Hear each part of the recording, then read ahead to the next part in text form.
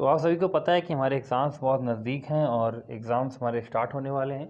तो आप सभी लोग, मैंने आपसे पहले ही बताया कि आप अगर एसटी देना चाहें तो आप परीक्षा ऐप डाउनलोड कर सकते हैं और वहाँ पे एसटी परचेज़ कर सकते हैं। वहाँ पे आपको बेनिफिट ये मिलेगा कि आप हमारा ये जो कोड है जो लिखा हुआ है मैथ्स बीटी, इसका यूज करेंगे तो आपको वहाँ पे 40% का डिस्काउंट मिल जाएगा।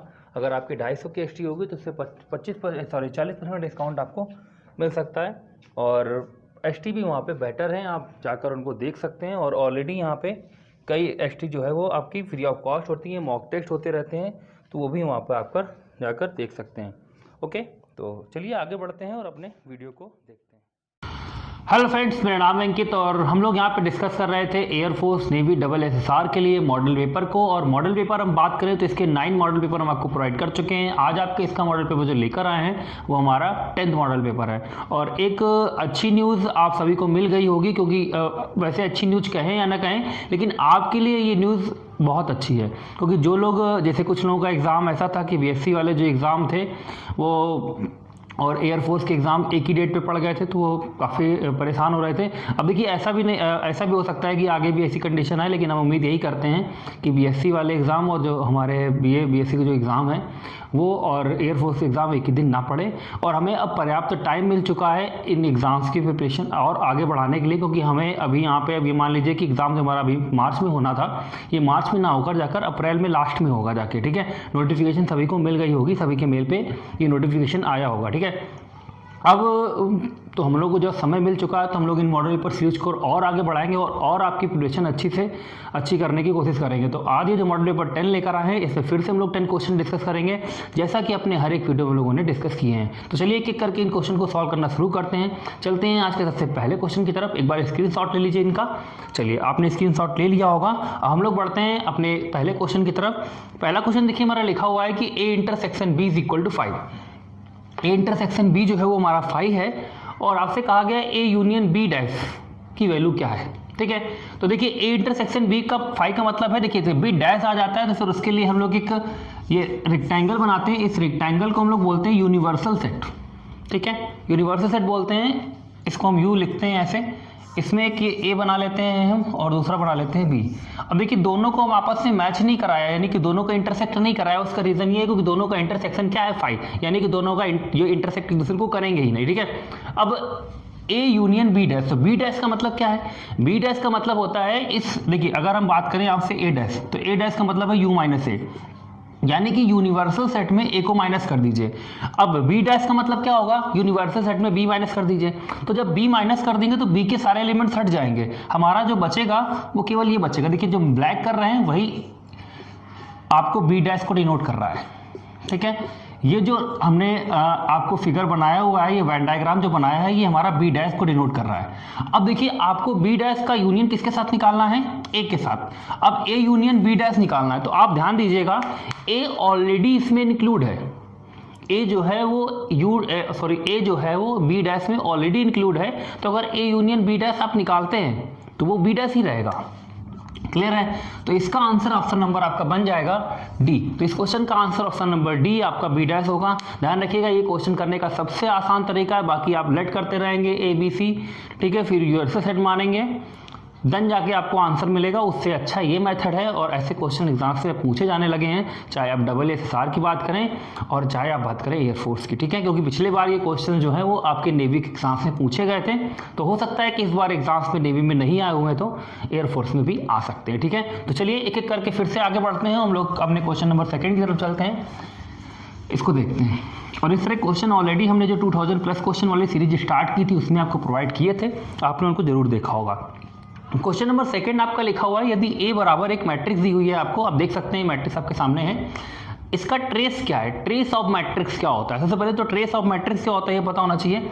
तो ट्रेस का मतलब होता है कि कोई भी एक मैट्रिक्स दी गई है, उसके मेन डायगोनल के सभी एलिमेंट्स का sum of main diagonal elements is called trace of matrix, ठीक है। किसी भी मैट्रिक्स का जो ट्रेस होता है वो उसके डायगोनल में लिखे अवयवों का योगफल होता है। तो डायगोनल में देखिए कितने एलिमेंट लिखे हैं? 7 और एक, इनको योग कर लीजिए तो एक ट्रेस ऑफ ए, ठीक है। ए हमारी एक मैट्रिक्स है तो वो हो जाएगा 1 + 7 + 9, तो 9 7 16 और 1 17, इसका ट्रेस होगा 17 और 17 आपको ऑप्शन नंबर ए में दिया गया। तो इस क्वेश्चन का आंसर ऑप्शन नंबर ए यानी कि 17 आपका राइट आंसर हो जाएगा।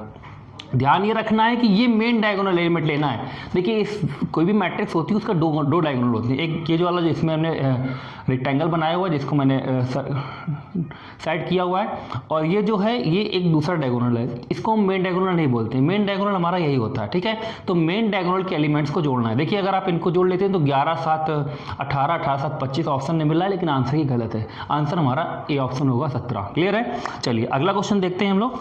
अगला क्वेश्चन देखिए हमारा क्वेश्चन नंबर 3 है। इसको देखते हैं कैसे करेंगे। देखिए क्वेश्चन नंबर 3 जो है हमारा लॉग से लिया गया है कि log 3/5 log 5/36 प्लस log 12। देखिए इस तरह के जो क्वेश्चंस हैं इनमें देखिए बेस अभी नहीं लिखा हुआ है, तो जब भी लॉग के बेस में कुछ भी ना लिखा हो तो आप हमेशा 10 कंसीडर करिए, ठीक है। क्लियर है। तो चलिए 10 मान लेते हैं, सभी में दिया गया है तो log m इंटू n का फॉर्मूला लगा लेते हैं। तो बेस में 10, यहाँ पे देखिए m का मतलब हो गया 3/5, n का मतलब हो गया 5/36 और इसका मतलब हो गया 12। कैंसिल कर लेते हैं। देखिए 12 और 3 36 कैंसिल हो जाएगा और ये 5 से 5 कट जाएगा, तो आपको मिल जाएगा लॉग बेस में 10 और ये 1। ध्यान रखिएगा log 1 का मान किसी भी बेस पे आप निकालिए हमेशा 0 होता है। ओके, तो इस क्वेश्चन का आंसर ऑप्शन नंबर डी यानी कि 0 आपका राइट आंसर हो जाएगा। चलिए आगे बढ़ते हैं और हम लोग चलते हैं अपने अगले क्वेश्चन की तरफ, जो कि हमारा क्वेश्चन नंबर 4 है। इसको इरेज कर देते हैं।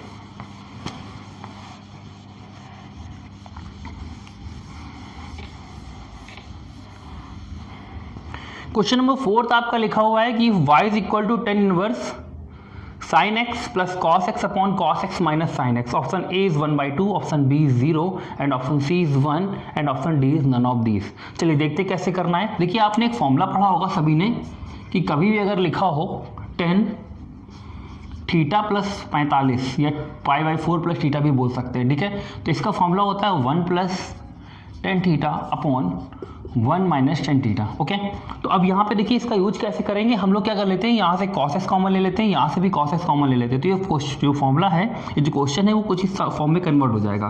10 इनवर्स और यहाँ पे देखिए 10 हो जाएगा और यहाँ 1 हो जाएगा। इसको हम 1 प्लस 10x भी लिख सकते हैं। नीचे भी यही होगा, जब cos x कॉमन लेंगे तो यहाँ cos x से डिवाइड होगा, 1 हो जाएगा और ये 10x हो जाएगा, तो 1 माइनस 10x। ओके, तो ये जो आपका ये लिखा हुआ है 1 plus 10x upon 1 minus 10x, ये जो फॉर्मूला है ये हमारा ये बन जाएगा, क्योंकि इसको हम लिख सकते हैं कितना 10 π/4 प्लस थीटा लिख दिया जाए, ठीक है। x आ रहा तो यहाँ पे x आ जाएगा, ये सी आपका कैंसिल हो जाएगा। बात समझ में आ रही है। तो आपको मिल गया है y is equal to π/4 plus x। अब आपको निकालना था dy/dx, ठीक है। यहाँ पे हमें dy/dx निकालना था, ध्यान रखिएगा। यहाँ पे हमें फाइंड आउट करना था dy/dx, ठीक है। dy/dx निकालना था, तो dy/dx की वैल्यू कितनी आ जाएगी, इसका डिफरेंशिएट करिए, π/4 का आपका 0 हो जाएगा और x का डिफरेंशिएट हो जाएगा 1। क्लियर है। तो इसका आंसर हो जाएगा dy/dx is equal to 1। Option number C जो है वो इस क्वेश्चन का राइट आंसर हो जाएगा। क्लियर है। तो option number C is the right answer of this question. आगे बढ़ते हैं और हम लोग चलते हैं अपने क्वेश्चन नंबर 5 की तरफ। इसको इरेज कर देते हैं।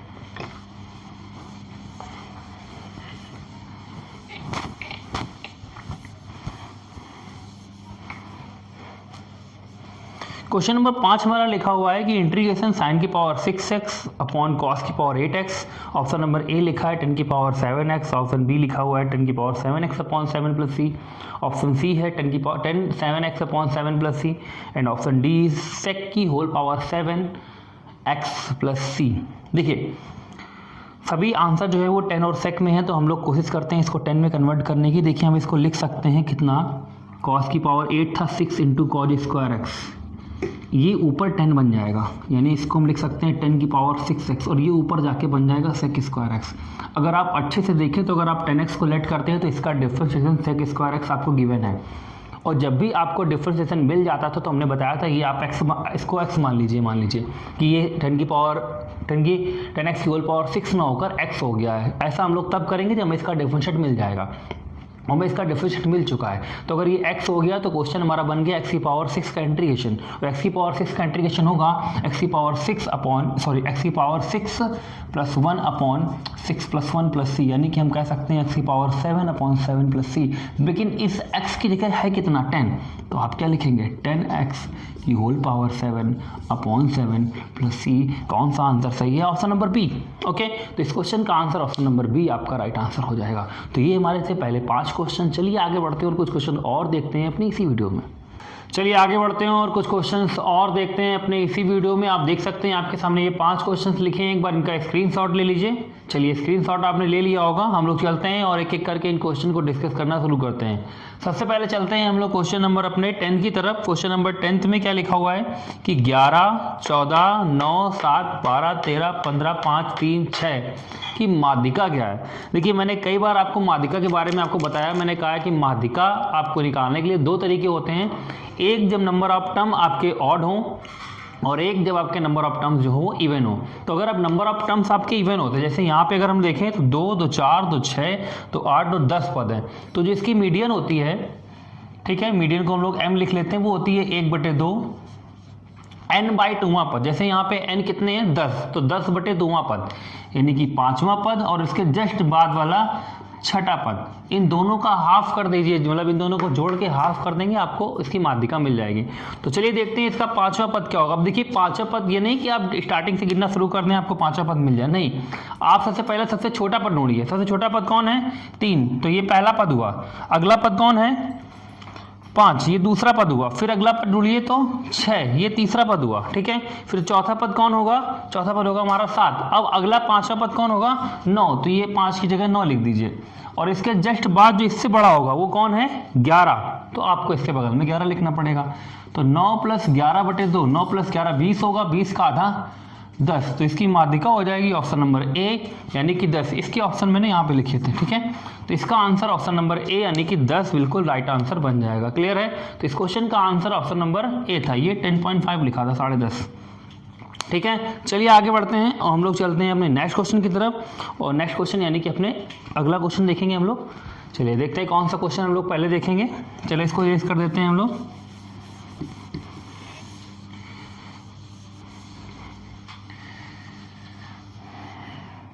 चलिए अगला क्वेश्चन हम लोग देख लेते हैं यहाँ पे क्वेश्चन नंबर 8 को।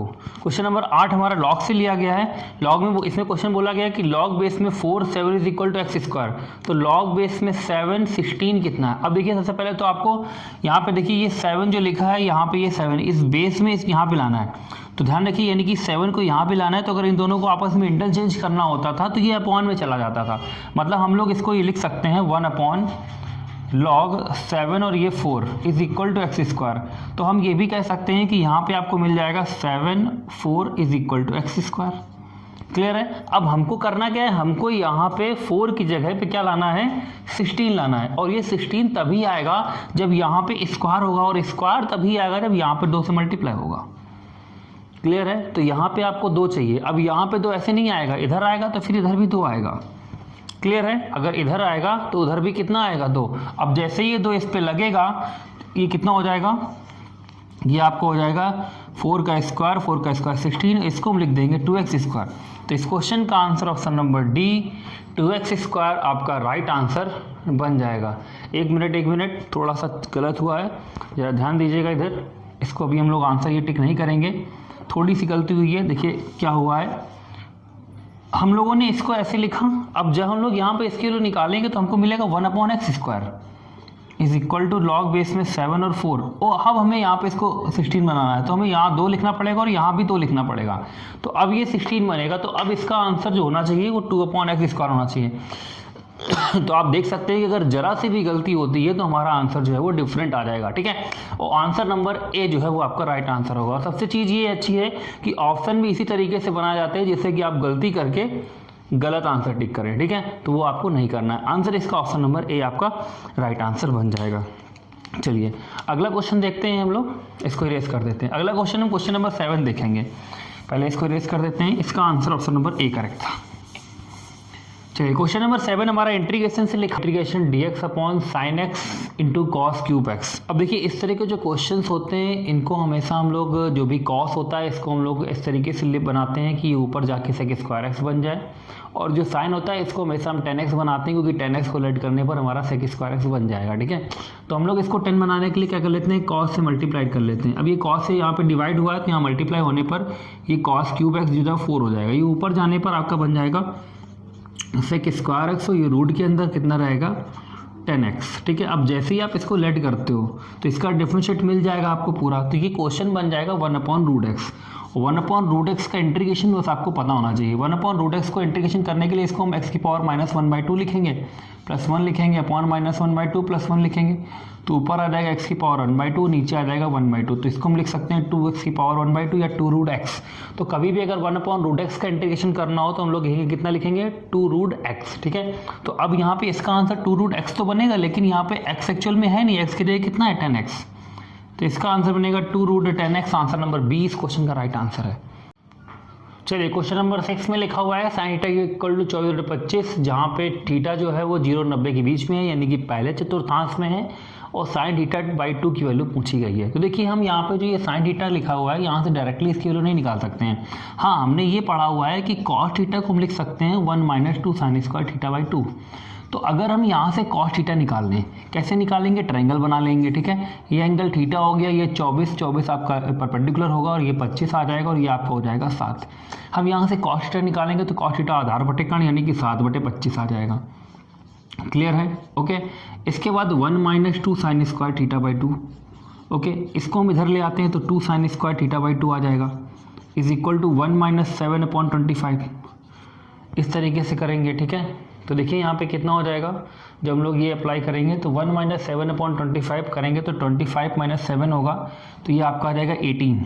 ठीक है, तो ये आ जाएगा 18 / 25, और इंटू में 2 था, 2 से कैंसिल करेंगे तो 9 आ जाएगा। स्क्वायर रूट लेने पर यह /2 होगा, 3/5 आएगा। ओके, तो इस क्वेश्चन का आंसर 3/5 आपका राइट आंसर बन जाएगा। क्लियर है? तो इस क्वेश्चन नंबर जो 6 था उसका answer option number C, sin θ/2 की वैल्यू 3/5 होगी। अच्छा क्वेश्चन था। चलिए अगला क्वेश्चन देखते हैं। अगला क्वेश्चन देखिए, हमारा क्वेश्चन नंबर 9 है। क्वेश्चन नंबर 9 में आपका लिखा हुआ है कि y² + 4x - 6y + 13 = 0 की फोकस क्या है। फोकस को इंग्लिश में, हिंदी में बोलते हैं हम लोग नाभि। ये फोकस जो है वो इंग्लिश वर्ड है। ठीक है, नाभि इसकी क्या होंगी, सबसे पहले तो हम लोग इसको होल स्क्वायर बना लेते हैं। देखिए अगर y पे स्क्वायर लगा हुआ है तो y का जो कोफिशिएंट है उसके आधे का वर्ग हमको चाहिए। तो y के स्क्वायर यानी कि -6 का आधा कितना होगा, 3, और 3 का स्क्वायर 9 आपको चाहिए। इससे आप 9 ले सकते हैं, तो यहाँ पे 4 बचेगा, तो आपका होल स्क्वायर बन जाएगा ये y - 3 का। ठीक है, तो ये और ये इतना इसमें चला जाएगा। ठीक है, तो बचेगा कितना, 4x + 4। ठीक है, ये 4x + 4 बचेगा, जिसको हम उस साइड ले जाएंगे और 4 कॉमन ले लेंगे माइनस का, तो हमें बचेगा यहाँ पे x + 1। इतना आपका यहाँ पे बच जाएगा। क्लियर है? इतनी चीज़ आप समझ पाओगे। अब ये देखिए जो क्वेश्चन है ये हमारा कन्वर्ट हो चुका है y² = -4ax के फॉर्म में। ऐसे केस में जो नाभियाँ होती थी वो आपकी होती थी -a, 0। क्लियर है? क्योंकि ये जो परवलय है ये हमारा x एक्सिस से तो बनेगा, लेकिन x के निगेटिव एक्सिस से बनेगा। ठीक है, तो निगेटिव इसलिए यहाँ पे -a, 0 है। अब यहाँ पे एक कैपिटल है इसलिए हम लोग कैपिटल लिख देते हैं। कंपेयर कराएंगे तो 4a = -4, तो a की वैल्यू 1 मिल जाएगी। तो हम लोग यहाँ पे पुट करेंगे तो -1, 0 हो जाएगा। लेकिन ये -1, 0 हमारा तब होता जब इसके जो वर्टेक्स होते हैं वो 0, 0 होते हैं, लेकिन वर्टेक्स यहाँ पे 0, 0 नहीं है। अगर वर्टेक्स निकालना चाहें तो x + 1 को = 0 करेंगे तो आपको x की वैल्यू -1 मिलेगी, इसको = 0 करेंगे तो आपको 3 मिलेगी। तो ये -1, 3 इसके वर्टेक्स आएंगे। ये आप क्या करेंगे, यहाँ पे ऐड कर देंगे। ठीक है, तो आपको जो उसके फोकस मिलेगी वो -2, 3 मिल जाएंगी। यही इस क्वेश्चन का आंसर होगा, वो -2, 3 ऑप्शन नंबर बी में दिया गया। तो इस क्वेश्चन का आंसर ऑप्शन नंबर बी आपका राइट आंसर बन जाएगा। क्लियर है? तो आज की इस वीडियो में फिर से हम लोगों ने यहाँ पे 10 क्वेश्चन डिस्कस किए, जो भी आपको अच्छे समझ में आ गए होंगे। अगर कोई भी डाउट होता तो हमें कमेंट सेक्शन में बता सकते हैं। तो आज के लिए यहीं तक, बाकी मिलते हैं अपने नेक्स्ट वीडियो में। आपका दिन शुभ हो। धन्यवाद। जय